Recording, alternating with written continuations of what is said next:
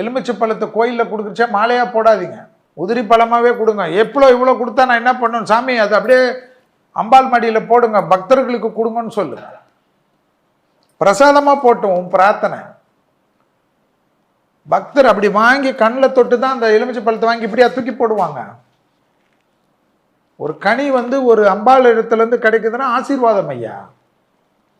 எலுமிச்சை பழம் மாலை போட்டு என்ன பண்ண, ஊசியில் குத்தணும் செத்து போச்சு. அது ராஜகனியை சத்தக்கனியாக்கி கொடுக்காத. கோயில் வாசல்லே வச்சிருப்பான் 108 பழம் மாலை. எப்படி அந்த மாலையே ஊசி போடாம வேற லெவல்ல மாலையா கொடுக்க சொல்ல.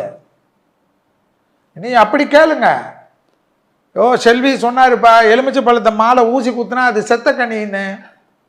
போடுறவங்களுக்கு தான் கஷ்டம் வரும். இவ்வளோ நாள் போட்டிருந்தீங்களே என்ன நடந்தது உங்களுக்கு? வீட்டு வாசல்ல தான் போடணும். அது எடுத்துன்னு போய் ஜூஸ் அப்படி வேணே அந்த பழத்தை